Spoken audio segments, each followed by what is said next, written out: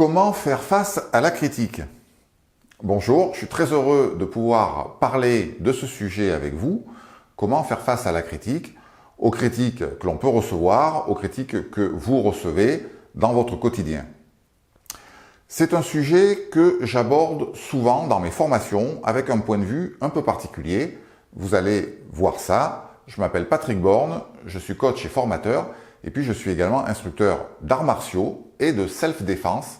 Et vous allez voir le lien que je fais, ce lien un peu particulier entre self-défense et critique.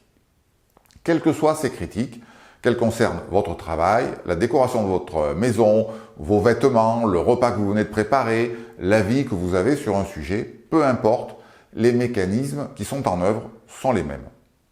Donc, comment faire face à la critique?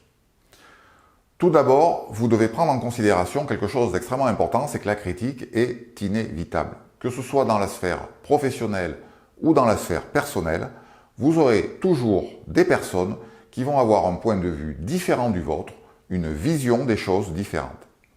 Des personnes qui ont des goûts différents, des besoins différents, des attentes différentes des vôtres. C'est inévitable, incontournable. Et ces personnes, vous allez pouvoir les classer en deux catégories. Tout d'abord, il y a celles qui vont vous présenter les choses de manière positive et constructive. Et là, tout va bien, ça c'est super, c'est génial. Vous allez avoir des échanges très intéressants, très enrichissants avec ces personnes, même si leur point de vue est différent.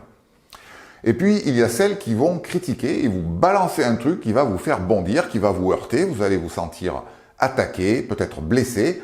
Votre ego va en prendre un coup, votre amour-propre également, parce que vous le prenez pour vous.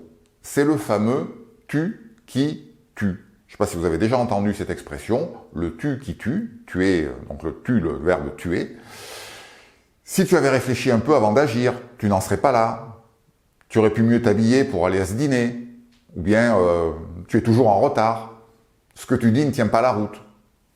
Quelques exemples. Alors pourquoi ces critiques nous perturbent autant? Eh bien c'est parce que nous les prenons pour nous. Ça vient toucher quelque chose qui est en nous, ça peut être notre vision de nous-mêmes, peut-être des blessures, des vieilles blessures qui sont là, et également ce qu'on appelle les besoins de reconnaissance. Alors qu'en fait cette critique, elle parle de l'autre. Je répète, cette critique que vous venez de recevoir, elle ne parle pas de vous, elle parle de l'autre et de son insatisfaction, de son désaccord, peut-être d'un besoin qui n'est pas satisfait.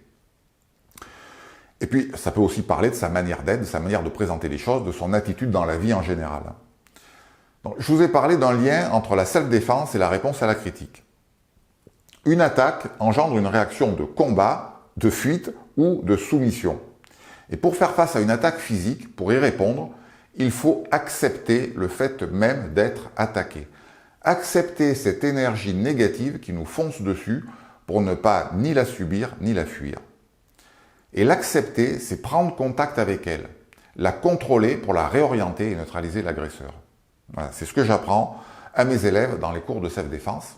Et puis c'est aussi ce que j'apprends à mes stagiaires, notamment dans les formations en négociation, pour apprendre aux négociateurs à faire face aux critiques de leurs clients. Parce que bien souvent, ces critiques correspondent à des manœuvres volontaires et qui sont destinées à les déstabiliser pour les mettre en situation de faiblesse dans la négociation.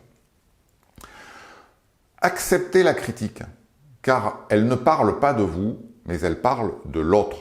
Et la différence qu'il y a entre l'agression physique et l'agression verbale, elle vient du fait que dans l'agression physique, vous allez utiliser votre corps pour répondre. Alors que dans une agression verbale, une petite critique, une grosse critique, quelque chose que vous allez considérer comme une agression, bien vous allez répondre par la parole. Ce qui est mieux, ça serait mieux, même si des fois, quelquefois, ça démange un peu. Si c'est une agression écrite, vous allez y répondre de la même manière par écrit, mais vous pouvez aussi ne pas y répondre, parce que rien ne vous y oblige. Voilà, le message clé que je souhaitais vous faire passer dans cette vidéo concerne l'acceptation de la critique et du fait même d'être critiqué. Parce que cette critique ne parle pas de vous, elle parle de l'autre. Retournez la situation et vous verrez, c'est plus la même chose. Si vous souhaitez engager un dialogue avec cette personne qui vous critique, il y a des techniques qui peuvent être très utiles pour améliorer la relation. Donc celle que j'utilise en l'occurrence pour moi et que je travaille dans mes formations, Elles sont liées à la CNV, la communication non violente, et puis également à la PNL, la programmation neurolinguistique, pour travailler sur la relation. Et puis, si vous êtes pris par des émotions assez fortes, celles que j'utilise, en tout cas pour moi, pour gérer mes émotions, gérer mes pensées, rester centré, rester maître de mes émotions, bien sûr, il y a la pratique des arts martiaux, et puis il y a la méditation de pleine conscience. Voilà, c'était comment faire face aux critiques.